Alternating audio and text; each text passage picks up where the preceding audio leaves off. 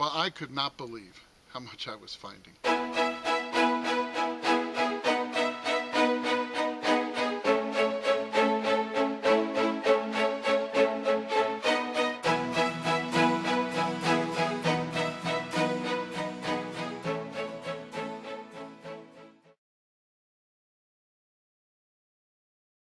Well, welcome to Finding America. It is really nice to see you here. Well, I had so much fun hunting that old pounded park last week that I just had to head right back there with my Minelab Manticore. I couldn't believe how much I was finding the last time I was there, and incredibly, I found even more in this episode.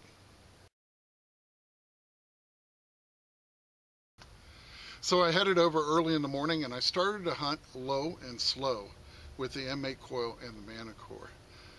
And amazingly, the signals were everywhere. And after 5 hours of metal detecting, I had filled my finds box with some really great finds. You know, it's amazing, but this Manticore's become kind of a game changer for me, especially with spots that I've had and hunted to death already. So, I've had a great time out there with that machine, and I really hope you enjoy watching this one.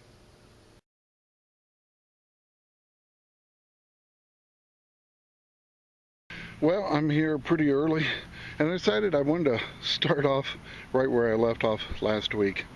Back at this park, I was having so much fun here, I decided to come back, and I went about the general area where I got that 1910 Liberty Head nickel. I've dug a bunch of garbage so far, 6 or 7 pieces, and this time I got a 26 signal dug down. It's only about 4 inches, but I think I have another nickel, and it's not far from where I got that V nickel, so here it is. Had to grab the camera. I'm like, will lightning strike twice, or is it a Jefferson? It's a Jefferson. Well, it just shows there's still more nickels out here, so I'm alright with that. But it's definitely a red one, so it might have some age to it.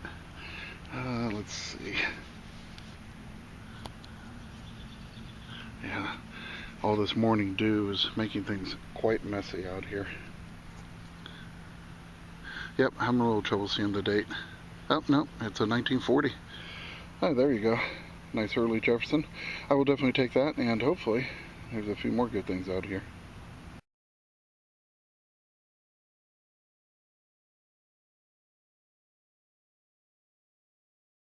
Well, just continuing to go low and very slow. There's so many signals out here. This park, of course, saw a Civil War battle, but it also was a huge neighborhood afterwards that was later torn down in the 50s or 60s. So there's all kinds of debris. You just have to work through it, but there's so many cool things out here. It's worth it. Now, this one was giving me a 64 to 66, about 5 inches down. And you watch this channel long enough, you probably recognize this. If not, that is a valve stem retaining nut for a Model T era car. So about 1908 to 1927. Very cool. Always happy to see those. Always lets me know I'm on the right spot. One with some age. So happy with that, and I'll put that in my finds box and keep going.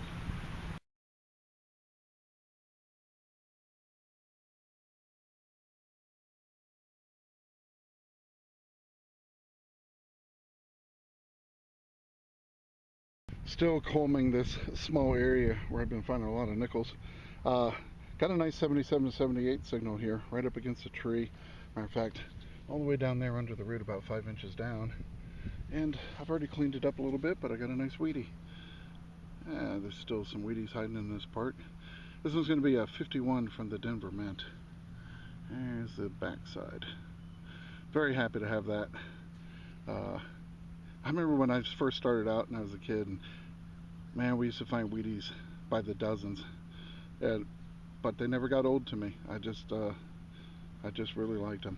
So I remember trying to find them in my change long time ago. They used to have a few stragglers now and then. So I still enjoy digging them, and it's a good sign. There's still stuff in this old park. Oh, I tell you, this Manticore is doing awesome out here. And I'm using the M8 coil, getting in between the signals and the iron, and I'm hunting against this tree, and it's right next to a modern picnic pavilion. Let me shut my pinpointer off. And you know, a lot of people avoid these areas because there's pull tabs and things like that. But you know, that ground's just as old as the rest of the ground, and if people avoid it, that means hopefully there might be something hidden there. And this is definitely the case. Got a 52, I believe, and 52 to 54. Dug down, really not expecting much. About 7 inches down. I threw it up on my drop cloth. Look at this. That is a Civil War Union 3-ringer, and it's fired. Look at the impact there. Oh yeah. Oh yeah. That's awesome. I found a few 3-ringers in this area, but this was the one that was probably actually fired during the battle, and that is awesome. Just awesome.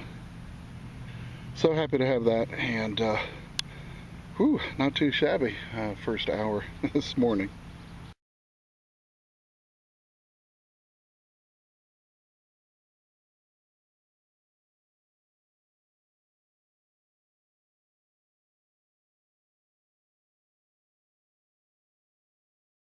Well, just a couple feet from the last target, I got a 28. And I'm like, well, this one's probably going to be a pull tab.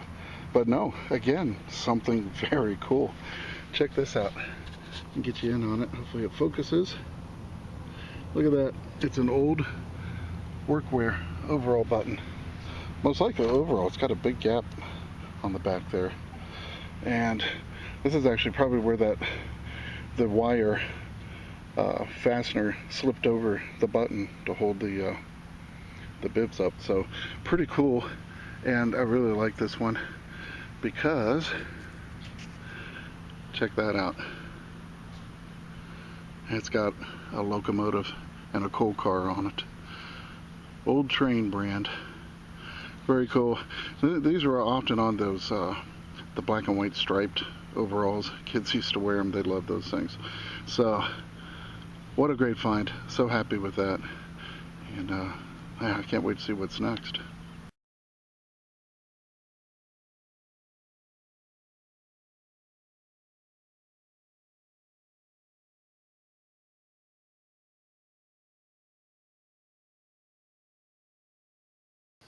Well, we actually have 2 mysteries solved this week, thanks to all of you watching last week. You might remember the odd iron object that I found during last week's episode. Well, a ton of you responded, and I think I was one of the very few people on the face of this planet that didn't know what this was. But luckily, Philip Barnhouse and William Stewart were the first to let me know in the comments section that what I'd actually found was a guard to an old sickle mower that had been pulled by a tractor.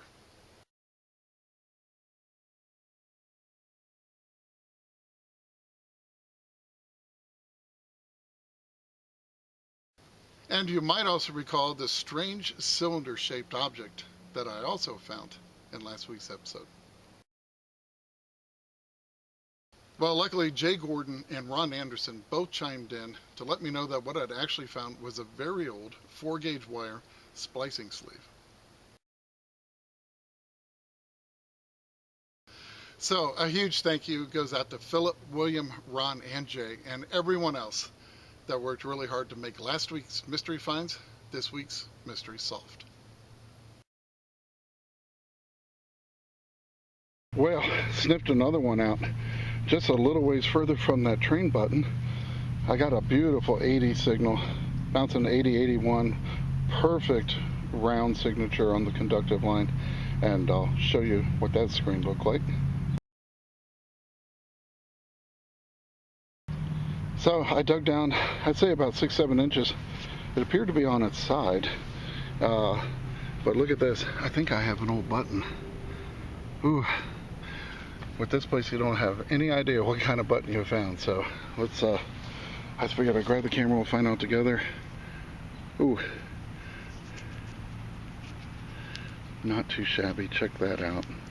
That is a very old Great Seal button with a heraldic eagle on it, and this is the big honker. Yeah, look at the back here. Probably going to be World War I era. Could be World War II, but something about this backing just suggests otherwise. So very cool. But this is the one that went on the winter greatcoats. So that is really awesome find, and very happy to have that.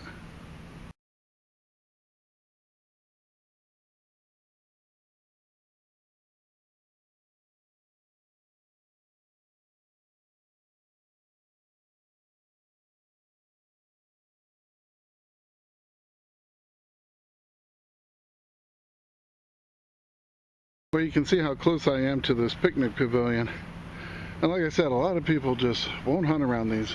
They think there's going to be a ton of pull tabs, and usually there definitely is, but this one, not so much. This part, they keep things pretty clean here, so, but I will put up with the pull tabs because they're old things mixed in.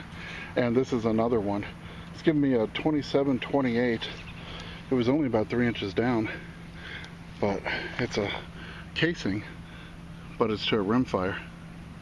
So probably pistol, as you can see right there where it struck on the edge there. So and it looks like it, oh, it's a Henry. Check it out. I love digging Henrys. Hold on, let me turn my pinpointer off. It sits too long, the lost alert starts going. Yeah, there's nothing more American than digging up a very cool period Henry cartridge, possibly from the Civil War. How cool is that? I really like that. So, yeah, this is this whole park is just amazing again, thanks to this Manticore. It is just amazing to use out here. I'm having so much fun with it.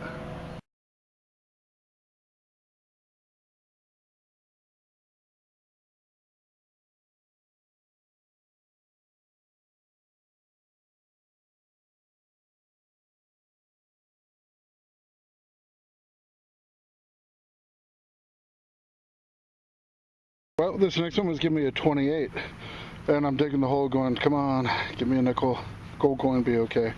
I always have to call out the best thing I can possibly imagine. But I got down there, and it's actually a pretty cool piece here. Check it out.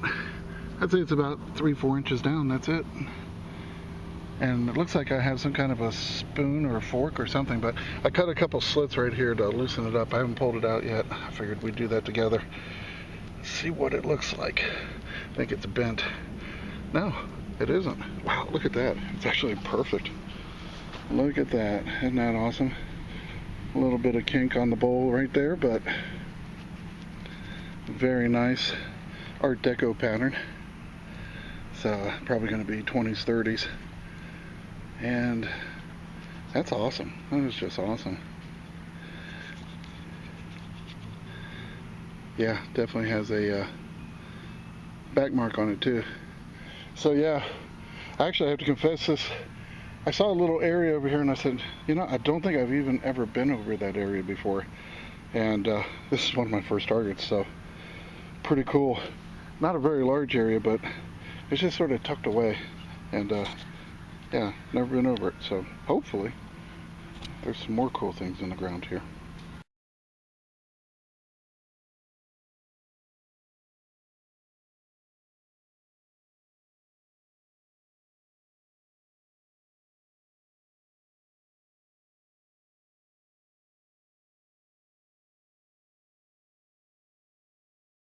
Well, I didn't find too much more in that area that I'd never been over before. About 20 or 30 trash targets. So I decided to kind of come back over to this area where I got the Civil War bullet and I got that train button, and I'm about, oh, I don't know, 30 feet from there. Got myself a 52 to 54 signal, popped the plug, and I just cannot believe it.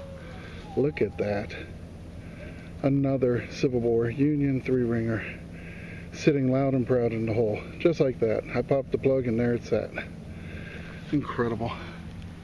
Oh yeah, this is a beautiful drop, I think. Oh baby, look at that.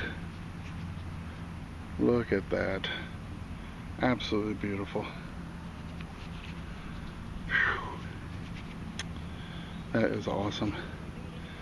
Oh, wait a minute. This one's a little different than my normal 3-ringer. Yeah, it's definitely very cool. It'll be interesting to see what variant this is. Now, I'll tell you, a friend of mine, Dave, he has a channel called Tag Team Recoveries, and he has some incredible relic videos. And he's a good friend of mine, and whenever I can't figure out bullets, I always turn to Dave. He is a walking encyclopedia, so I might have to call you up, Dave. But isn't this one awesome? Ah, gosh. Awesome, awesome.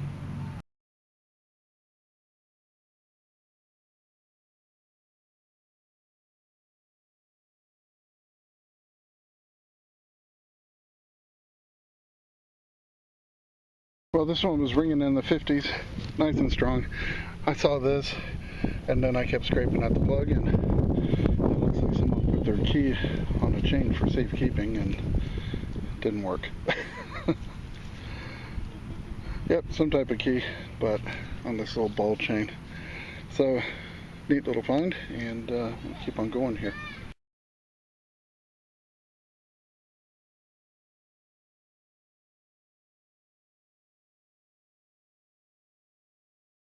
Well, I was able to pick this signal out. It was giving me a 40 to 43. I dug down and finally found it, and I don't know what it is. It appears to have some writing all the way around it here. Let's see if I can get you in on it. The lighting is getting tricky this time of day. But yeah, it's very heavy. It's lead. And look at that. Isn't that weird? So I'm gonna check it out a little bit more when I get home. See if I can figure it out. But oh yeah, it's definitely heavy and very interesting. Very cool piece.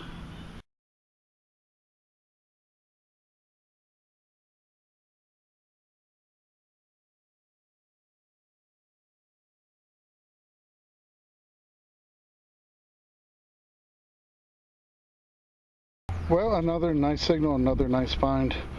Give me a 69, and I was like, well, that sounds really good.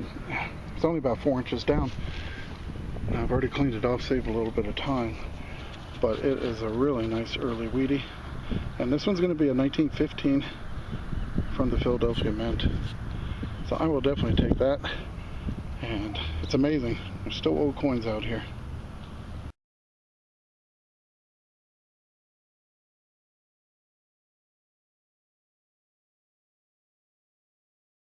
I'll tell you what, I'm having a heck of an afternoon here.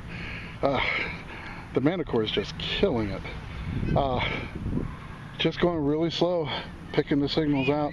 We got a nice little repeatable 44 signal, and I dug down about 6 inches, and there it is, right on the drop cloth. Check that out. Another Civil War bullet. I'm not sure what this one is. Holy cow, look at the patina and color on this. Okay, it's got a solid base.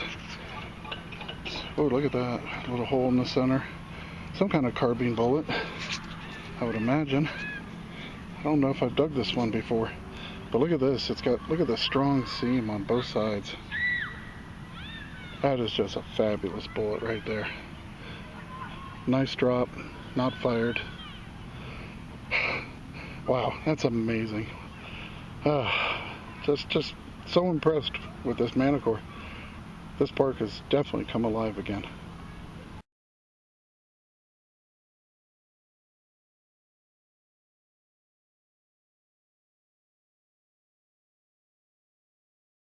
I'll tell you, I'm just absolutely blown away. It's been a long time since I found this much stuff in this particular part of this park. Getting a 40 signal, just nice 40 signal, dug down, digging it all, found out I was off just a hair, so I cut a little bit more from the plug, and the dirt popped, and here it sits, whatever it is. Now, I have found a Chinese cash coin here in the past from the 1800s, but I'm not sure that's what this is. This may be a token. I'm going to go ahead and pull it out. You can see the imprint there. Yeah, this is more like aluminum, I think. Maybe a public transportation token, probably. Maybe a tax token. Huh, I don't know. I'm going to have to give it a brush though. And I'll be right back. Hopefully it's something interesting. Well, there you go. It is a tax token. I've never found this particular one. It's a Mississippi state sales tax token. These are generally from the 1930s. Possibly a little earlier, but I think they were in the 30s. But I've never found a 5 mil token. That's probably the highest denomination I've ever found before. And yeah, it appears to be in pretty good shape too. So I'm very happy with that. And we don't find sales tax tokens very often in Tennessee. So I'm glad someone from Mississippi came up and lost this one.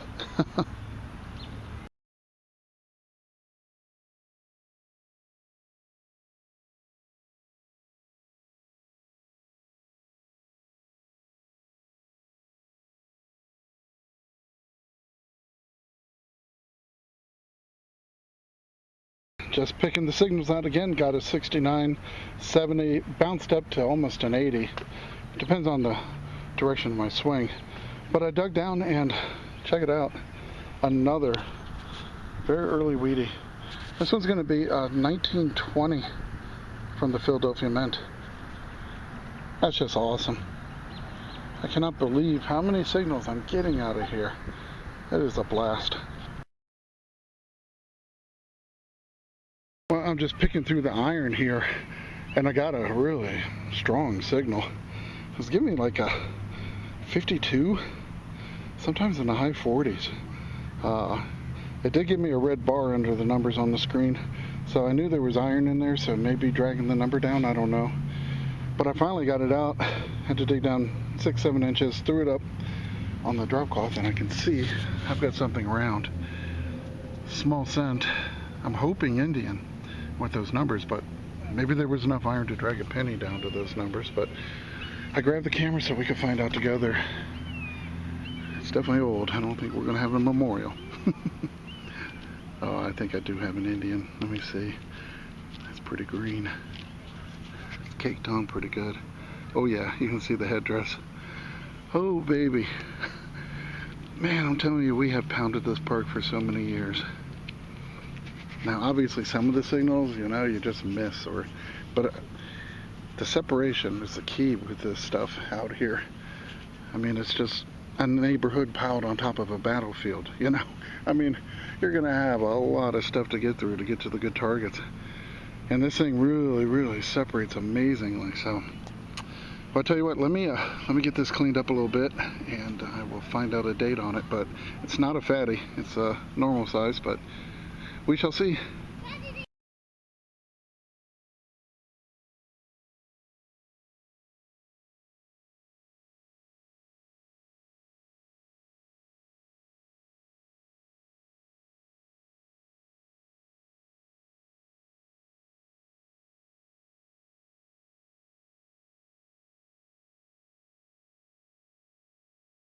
Now, every time I'm out using the Minelab Manticore, I always keep asking myself, what other old spots of mine do I need to take this machine to?